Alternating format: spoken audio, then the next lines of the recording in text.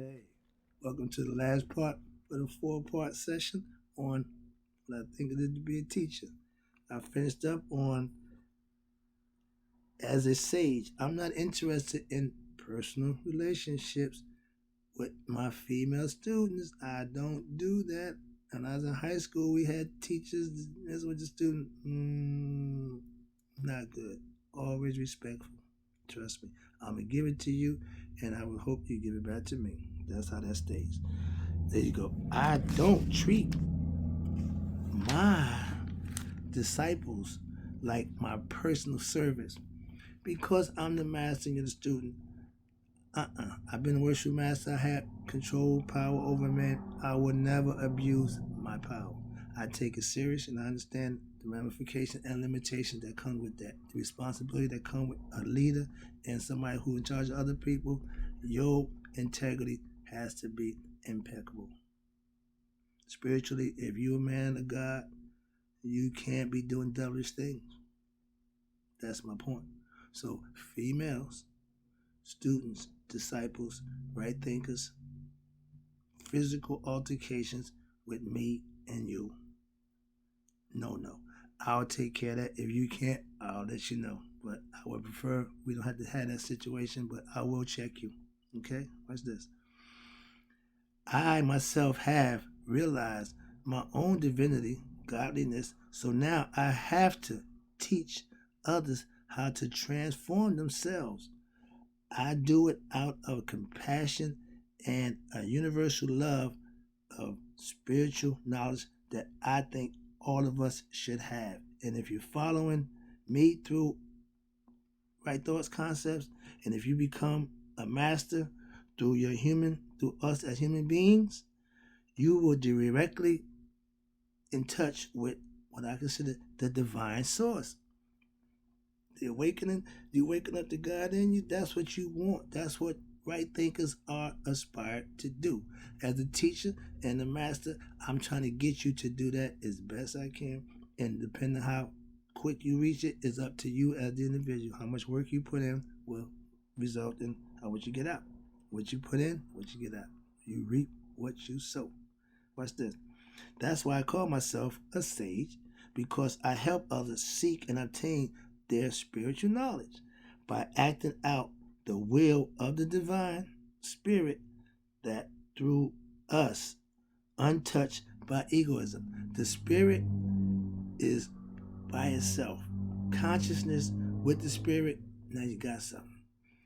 If you're not in touch with your spirit consciously, you will be ran by egoism, which is set. That means you have no self-control, no control over lower nature. A whole bunch of things can go wrong if you are run by your ego. Ego's a good servant, bad master. That's another lesson, but right now, we'll get back to this, all right? As a sage, my job is to carry on the work of enlightening others. When I was a worship master in my son Lodge, my job was to take a person from the street, teach him the first 3 degrees of masonry, and then turn him loose again. Hopefully, he'll be a better person, a better individual. I made masters out of men who came in not knowing nothing about masonry. So I gave them something, and them let them owe me nothing. Just the fact that you took it, used it, and you moved on. That's what you do with knowledge. You give it, they absorb it, they use it, and then they take it to the next level. Okay? So that all my right thinkers can become enlightened beings. I want everybody to be enlightened, but and the only way I can enlighten you is you follow my concept and become a right thinker. Okay? So some get it in a short period of time, some would take a little longer. But as long as they get it, that's my goal. I don't say you have to do it a certain amount of time. No. In your own time. Everything in your own time. Okay? These are things that spirituality teaches. It's not rigid like religious views. It's more putting the onus on you, the individual, to do what you know to be doing. That's why we're teaching you the knowledge of God, so you can adhere to what He wants you to do, His will. That's all. Live right, do right, be right. We call it Maya. I call it right thinking. All right? Okay. Being a sage means being a sage means you can affect incalculable amounts of people because of your teachings in life. It ripples through the world like a wave ripples through a lake when a rock is thrown into it. That means what you do for one person, it has a ripple effect. Like I said, if I become the best me, my friends, my whole family will benefit from me being the best. But those who don't understand it, they might not benefit because they ain't gonna understand you. Beware that one too. If you're growing spiritually and the people around you don't think you're crazy, you ain't growing spiritually. It's a tidbit there. Alright, still got another meaning with it, but hope you figure that one out. If you ain't been thought to be seen as being crazy, you ain't growing spiritually. Alright? I want to be, by living my concepts, the embodiment of the right thoughts philosophy and the wisdom you gain from living righteous life, and you can affect anyone you come in contact with. You have what you call an aura. I've been told, man, you glowing, man, you something about you. Yeah, some people could see it, some people don't, but it's understandable that when you have something inside of you that is the spirit, the God, it's noticeable. Trust me, they can see it. All right, and sometimes it's a good thing. Some people see it as a positive. Some people see that you think you better. No, I know I'm better, but that's because I want to do better for myself. If you ain't trying to do better for yourself, I'm better than you. Why? I'm trying to do better for myself. So if you accuse me of being better because I want better for myself, yeah, I think I'm better. Why? I'm proving it. I'm doing it. You wanna? Man, that don't get my lip service. Don't get much done. Okay. This is my role as a spiritual master. I have to teach. That's all I aspire to do. That's all I want to do. That's me. Strange dude, okay? I understand that, but it is what it is. And that's my story, and I'm sticking to it. If you know me, I ain't gonna change, so understand that. Excuse me. A preceptor, a sabbat, a guru, a sage, any kind, is a spiritual teacher who may sometimes function as a guru or a spiritual guide. I'm the master of right thought philosophy because, yeah, I mastered it and it became a concept that I put together, that I've come over a period of 20-something years of practicing and understanding how it can be done. And I just termed it right thoughts. I could have called it something else, but no, it's mine now. Why? Because I extracted the information that I need to get my point across to my right thinkers. And it's a little different, but if you implement it, you know that, man, there's something to it. That's all I can tell you. That's why I smile and I say that, because for every right thinker who, before he became a right thinker, thought, and once he came to be a right thinker and got the information and got this concept and put it to use, now he's a follower. Yeah. Why? Because what I gave him worked, so they want more. Oh, I got more. Remember, I got good news and I got bad news.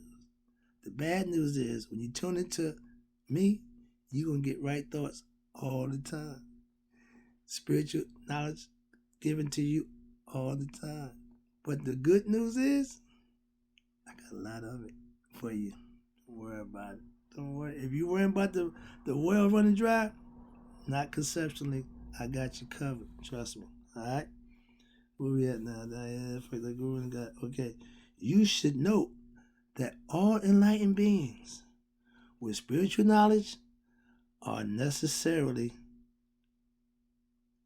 and exclusively have to be known as, or we would be called, sage, the guru, the master, the teacher, the preceptor. Although they perform artistry much the same, the concepts that we put down, teaching points of view, the perspective, but living it and becoming part of what it is we teach, that's what makes the difference. I say, I live right thoughts philosophy. Yeah, it's a way of life. It ain't something I do. It ain't something I, practice. No, I live it, because the tenets that it set forth for you will give you a positive outlook, and it will keep you in due bounds within yourself to do the things that you know to be right. I'm not doing wrong. Why? I know better. If you knew better, you do better. In order to be a right thinker, you got to act on what you know. You got to be comfortable in what you do. And you also got to be careful of who you associate with. That's going to be my next lesson. In order to be the best you need to be around positive people, good people, inspirational people, motivational people, not the haters, not family, so-called friends. These are the people that cause you discomfort or not be comfortable. Why? Because they bring you down with their negative energy. You shouldn't have to fight and prove yourself that you're doing the good thing or doing something right to people who don't really want you to be that way. You feel me? Always be around inspiring people. Always talk with people who motivate you. Hang out and deal with the people who inspire and motivate you. Those are people who you can grow with. If you're arguing and proving your point every time you try to help somebody else say something, it turns to an argument. I don't argue. I got a phrase I took from my man, John Henry Clark. With my equals, I'll debate. Anybody else, I'll teach. So if we're not on the same level spiritually and mentally, you should be listening. You should be taking note. But I digress. I'll listen and I'll tell and listen to what you're telling me, and you get done and say, okay, but that's your opinion. I just don't subscribe to that. All right. Thoughts Philosophy Master can either be male or female. Okay? Knowledge is spiritual, and knowledge don't pick and choose genre, ethnicity, or sex. Take care.